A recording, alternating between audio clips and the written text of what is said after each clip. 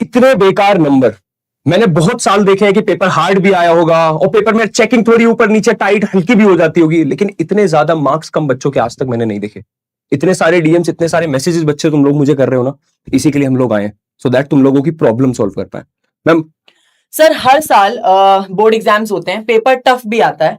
हर साल 10 बच्चे, 3 बच्चे, 5 बच्चे ऐसे होते ही हैं जिनको अपनी टोटलिंग मिस्टेक लगती है, उन्हें लगता है वो सेटिस्फाइड नहीं है, समझ आता है। पर इस साल सर 5 या 10 बच्चे नहीं, हजारों की तादाद में इतने बच्चे थे जिन्हें एक्चुअली इस बार रिजल्ट से प्रॉब्लम हुई। यार हम पिछले 2 दिनों से बहुत ज्यादा हेक्टिक एक शेड्यूल में थे कि यार हम टॉपर से मिलने जा रहे हैं, लेकिन उसके बीच में इतने सारे बच्चों ने मैसेजेस किए हैं और हम सब ने उनको खोल खोल के देखा है। लिटरली इतने सारे मैसेज इंस्टाग्राम पे मैंने आज तक रीड नहीं किए थे, हम सबने रीड नहीं किए थे। बच्चों को जेन्युइनली प्रॉब्लम्स है और ये वीडियो पेरेंट्स के लिए भी बहुत ज्यादा इंपॉर्टेंट है, जिन बच्चों को अब ऐसा लग रहा है कि यार हमारी कोई सुन नहीं रहा है। तो पहले बात देख लेते हैं कि प्रॉब्लम हुई कहां से है। क्या ओएसएम में प्रॉब्लम थी? क्या टीचर्स ने ठीक से चेक नहीं किया है, या फिर बच्चे बिना मतलब में झूठ बोल रहे हैं? क्या ऐसा तो नहीं है? तो हम सारी बातों को एक बार देख लेते हैं, भाई प्रॉब्लम है कहां पे। और मैं बस तुम लोगों से एक बात बोलूंगा, जो भी बेस्ट होगा तुम्हारे लिए ना, हम सब करेंगे। और सिर्फ हम नहीं, मैं हर एक कम्युनिटी जो टीचर्स की है, जो इन्फ्लुएंसर्स है, मैं सबसे रिक्वेस्ट करना चाहता हूं, सब लोग मिलकर एक साथ आएंगे ना, तो शायद हम लोग सिस्टम से लड़ पाए।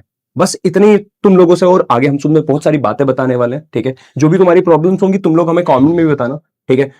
तो सबसे पहले यार ये समझ लेते हैं कि इस बार जो चेंज हुआ था कि यार ये ओएसएम जो मार्किंग आई है इसमें होता क्या है। तो आरुषि मैम, होता क्या है ओएसएम मार्किंग में? तो ओएसएम चेकिंग को कहते हैं ऑन स्क्रीन मार्किंग।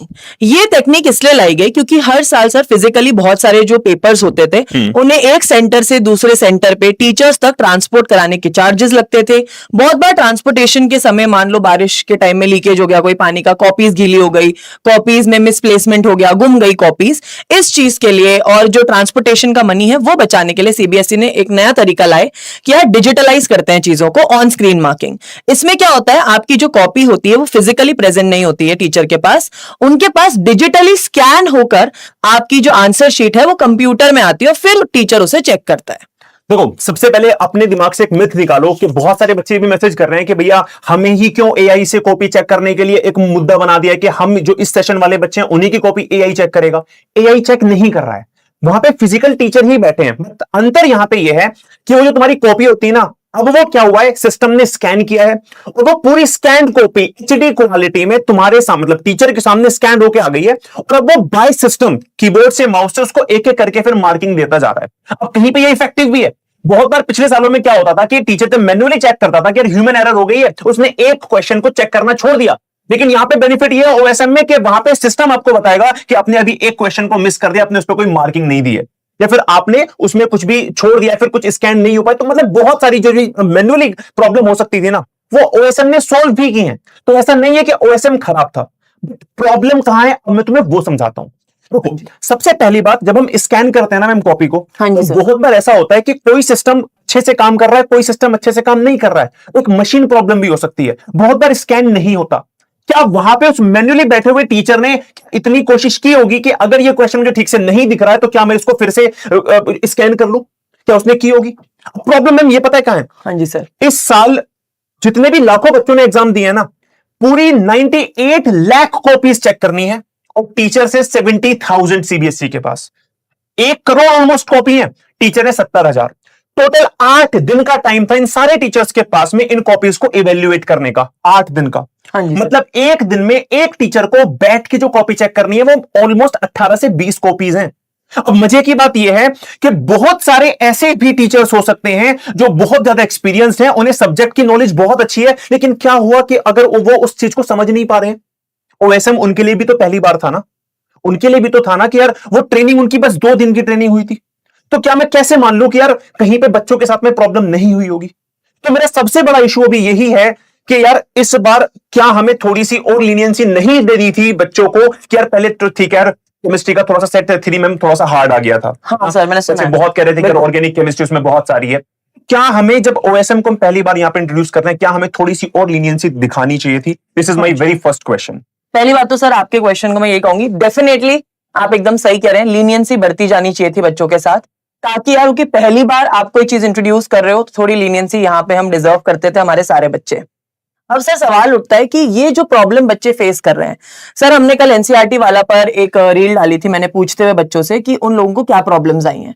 उस पूरी रील के नीचे सिर्फ यही कमेंट थे कि हमारे साथ इनजस्टिस हुआ है, मैं एक्सपेक्ट कर रहा था इतने मार्क्स पर मेरे इतने ही आए, मुझे ऐसे लग रहा है मेरे ना फिजिक्स में या केमिस्ट्री में ज्यादा नंबर हो सकते थे। तो ऐसे सर बहुत सारे डाउट्स थे बच्चों के। अब इसके लिए आप क्या कर सकते हो? तो यार इसका एक तरीका होता है जिसे कहते हैं रीचेकिंग। अब रीचेकिंग क्या होता है मैम? बेसिकली आप सीबीएसई के पोर्टल पे जब जाते हो, मे एंड के बाद रीचेकिंग ओपन हो जाती है, मतलब मे एंड अराउंड में ओपन हो जाएगी। मान लीजिए आपको लग रहा है यार आपके फिजिक्स में आपके मार्क्स जो हैं, आप सोच रहे थे कि यार आपके मार्क्स आएंगे 65 पर आपके आ गए 45, है ना। आपको ऐसा लग रहा है 20 नंबर का अंतर तो नहीं आना चाहिए था, ये तो बहुत कम आ गए मेरे। तो आप पेपर को रीचेकिंग के लिए डाल सकते हो। अब रीचेकिंग के बाद क्या होगा, आपको आपकी पेपर की कॉपी मिलेगी। अब वो कॉपी देख के आपको समझ आ जाएगा कि आपको किस क्वेश्चन में कितने मार्क्स मिले हैं। आपके दिल को यह भी संतुष्टि हो जाएगी कि कोई क्वेश्चन में मार्क्स देना एग्जामिनर भूल तो नहीं गया है, कोई टोटलिंग मिस्टेक तो नहीं है। हर चीज आप उस कॉपी से चेक कर सकते हैं। पर प्रॉब्लम यह है, ये सब कराने के लिए आपको पैसे देने पड़ते हैं, फिर ही रीचेकिंग हो पाती है। अब मान लो आपको लग रहा है क्वेश्चन नंबर 7 में आपको ज्यादा नंबर मिलने चाहिए थे पर कम मिले, आपको 2 ही नंबर मिले पर 5 नंबर मिलने चाहिए थे, तो आपको बेटा उस पर क्वेश्चन चेकिंग के लिए भी पैसे देने पड़ते हैं। तो यहां पे यार सर हम बच्चों के लिए क्या सोल्यूशन ला सकते हैं? यार सबसे पहले तो जो भी हुआ, मैं बोलूंगा इसको एक थोड़ा सा ब्लंडर तो है कि यार हमें थोड़ा सा लीनियंसी तो करनी चाहिए थी, लेकिन फिर भी यार मैं सीबीएसई हम केवल एक रिक्वेस्ट कर सकते हैं, गाइस वी आर जस्ट यार तुम्हारे बड़े भाई बहन है और हमें तुम्हारा उतना ही ज्यादा दुख है तुम्हारे रिजल्ट का। Exactly. हमने भी पूरे साल मेहनत की थी यार, हम भी तो डिजर्व करते हैं ना कि बच्चा हमारे सामने खुश होकर आए, बोले कि यार देखो भैया मेरे कितने मार्क्स आए हैं। लेकिन जब बच्चा दुखी होता है तो हमें ऐसा लगता है कि हमारी भी पूरी साल की मेहनत खराब होगी। तो मैं और हम सब मिलके, मैं बोलूंगा हर एक टीचर सीबीएसई से रिक्वेस्ट कर रहा है, प्लीज इस साल मैम रीचेकिंग की फीस एटलीस्ट ना हो। हाँ, रीचेकिंग की एटलीस्ट हमारा ये रिक्वेस्ट है सीबीएसई से।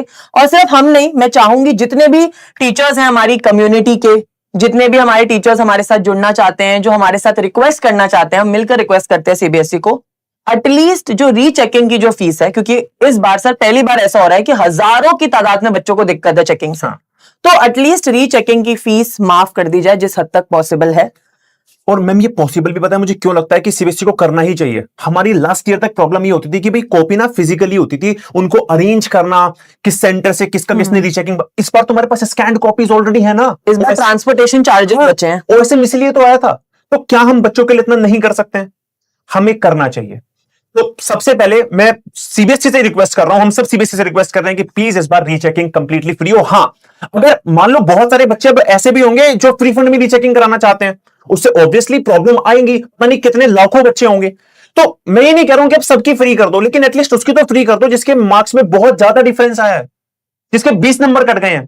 तो उसके लिए तो इतना आई थिंक हम बोलेंगे कि मैम होना चाहिए। हाँ सर, उतना होना चाहिए कि उन बच्चों की तो एटलीस्ट माफ हो जिनको जेन्युइनली प्रॉब्लम आया है उसमें। उसकी रिक्वेस्ट प्लीज सीबीएसई आप हमारी सुनिए। हम चाहेंगे बेटा, हम पूरी कोशिश करेंगे कि हम आप लोगों के लिए जहां तक भी आप लोगों की आवाज पहुंचाएं। हम हर जगह कोशिश करेंगे, हमारी कम्युनिटी के टीचर्स में भी, कि हर कोई इस चीज को लेकर आवाज उठाए। आप लोगों की मदद करने के लिए हम यहाँ पर रेडी हैं। बट अब बात यह है कि क्या इस चीज को लेकर हमें परेशान होते रहना चाहिए? तो यार सर मैं ये कहूंगी, अभी इनके पास बेटा बोर्ड्स की परसेंटेज से आजकल एडमिशन नहीं होता है कॉलेजेस में, एक चीज। दूसरी, आपके पास अगर आप ये बोलते हो मैम मेरे तो ना जेई का पेपर है 75% तो चाहिए ही थी, और आपकी 75 भी नहीं आ रही है, यस आप डालो रीचेकिंग में। आपको लग रहा है आप उससे ज्यादा डिजर्व करते थे, डालो रीचेकिंग में, डेफिनेटली डालो। देखो मेरी एक रिक्वेस्ट उन बच्चों से भी है जिनका अगर 1-2 मार्क्स का डिफरेंस आ रहा है ना, वो बिना मतलब अपने आप को परेशान मत करो। बिल्कुल। अगर तुम्हें लग रहा है कि यार तुमने 40% का ही कि यार तुम्हारे 39 आ रहे हैं, तो उससे नहीं फर्क पड़ रहा है, तुम इतने परेशान मत हो जाओ। लेकिन अगर किसी का बहुत ज्यादा डिफरेंस है तो बिल्कुल बनता है वो। आपको लग रहा है 15 मार्क्स का डिफरेंस है, 20 नंबर का, डालो। बट अभी समय है, आप नीट एग्जाम पे, आपको पता है नीट का भी प्रॉब्लम चल रहा है, अभी रीनीट हो रहा है, ठीक है। अभी आपका जेई का एडवांस का भी पेपर बाकी है, सीयूईटी का पेपर बाकी है सर। तो बच्चों को इसी चीज पर ध्यान देना चाहिए। मेरा सबसे बड़ा डर अभी पता है मैम क्या है, वो यही है कि बच्चे इसमें इतने ज्यादा ना घुस जाए इन प्रॉब्लम्स में कि वो अपना सीयूईटी का, क्योंकि देखो सुनो मेरी बात, most of the colleges 95% of the colleges अब सीयूईटी से ही तुम्हारा एग्जाम, जो भी तुम्हारा एडमिशन होगा वो उसी के बेसिस पे होगा। कुछ 5% स्कूल होंगे जो बोर्ड्स के मार्क्स से लेते होंगे एडमिशन, और वहां पर भी सबके साथ ही हुआ है ये। ऐसा नहीं है कि तुम अकेले हो कि यार तुम्हारा ही एडमिशन नहीं होगा, तो प्रॉब्लम वहां पे सबके साथ, तो कॉलेज भी वो चीज देखेगा कि भाई कट ऑफ नीचे रखेगा, ऑब्वियसली उनके एडमिशंस भी नहीं होंगे, अदरवाइज अगर वो कट ऑफ हाई रखेंगे। इस बार मैंने एक शॉकिंग फैक्ट देखा था कि 90% से अबव स्कोर करने वालों की परसेंटेज घट गई है। हाँ सर, 95% से अबव स्कोर करने वाले बच्चों की भी परसेंटेज घटी है, पासिंग बिल्कुल। परसेंटेज भी घटा है, तो सबके ही घटे हैं, तो कट ऑफ भी कम जाएगी। लेकिन तुम्हें अब ये करना है कि अपना आगे का टाइम जो है तुम्हारा वो बहुत सेफ हो जाना चाहिए। तुम सीयूईटी को बहुत मेहनत से दो और एक अच्छा कमबैक करो, ये सबसे मेरी बच्चों से रिक्वेस्ट है यार। ठीक है, तो बस लास्ट में मैं ये बोलूंगा, बी पॉजिटिव यार, अभी पॉजिटिव रहो। हम लोग रात दिन तुम्हारे लिए आवाज उठाते रहेंगे इस साइड से भी, बस तुम अभी भी ये हार मत मान लेना कि यार ठीक है मैं अब शांति से बस मैं रोऊंगा या फिर मैं ध्यान नहीं दूंगा। सीयूईटी पे ध्यान दे लो अच्छे से। अभी तुम्हारा समय है बेटा, अपने आने वाले एग्जाम्स पे फोकस करो, इतना परेशान मत हो। हम टीचर्स हैं, हमारी पूरी कम्युनिटी है जो आपकी मदद के लिए पूरी अपनी आवाज उठा रहे हैं। हाँ, और बिल्कुल हार नहीं मानेंगे ना, तुम्हें टेंशन लेने की जरूरत नहीं बिल्कुल भी, है ना। और बाकी अपनी आगे की तैयारियां जारी रखो, उनमें कोई बाधा मत आने दो, उनकी मतलब इन चीजों की वजह से डिमोटिवेट होकर आगे की चीजों का नुकसान मत करना, ठीक है। और अभी ना एक्चुअली मैं बाहर इसलिए गया था, कुछ बच्चे भी आए हुए हैं, वो अपने ना उनके पास वो थी अपने पेपर, तो उन्होंने उसमें आंसर टिक किए थे उस टाइम पे, तो वो दिखा रहे थे कि सर देखो हमने ये आंसर टिक किए थे, ठीक है। तो मैं उनसे ही मिलने गया था, कुछ बच्चे आए हुए हैं हमारे पास, ठीक है। तो मतलब हम लोग भी भाई अपनी तरफ से जो हो पाएगा ना करेंगे, और बस यही है कि इस वीडियो को इतना तुम लोग फैला सकते हो तो फैलाओ यार, ठीक है। और ये बात बस किसी तरह सीबीएसई तक पहुंचाओ, और हम लोग भी अपनी तरफ से लगे हुए कि हम डायरेक्ट कुछ कांटेक्ट कर पाए, कुछ बात कर पाए, ठीक है। बस अभी यार देखो हम मन में कुछ भी बात हो ना, कमेंट में लिख देना, तुम्हारा मन थोड़ा सा हल्का हो जाएगा, है ना। हम वो कमेंट्स पढ़ लेंगे, लेकिन अपने मन में ऐसा मत रखो कुछ भी कि तुम अब डिमोटिवेट इतने हो जाओ कि तुम्हारा आगे मेहनत करने का मन ना करे यार। यस बिल्कुल, है ना। तो बस पहुंचाते अपनी बात तो रखेंगे ही, और लड़ने की कोशिश पूरी करेंगे। हम शायद अभी उस जगह तो नहीं है कि हम तुम्हारे भाई बहुत ज्यादा कुछ, लेकिन हम अपनी तरफ से जितना होगा ना अपनी तरफ से 100% हम लोग करेंगे, बिल्कुल। ठीक है मैम। ओके बेटा, ठीक है, तो हम लीव लेते हैं आपकी। आप लोग चिंता मत करो, जितना भी आपके मन में है जो भी चीजें हैं कमेंट सेक्शन में हमें जरूर बताना। Thank you. ठीक है।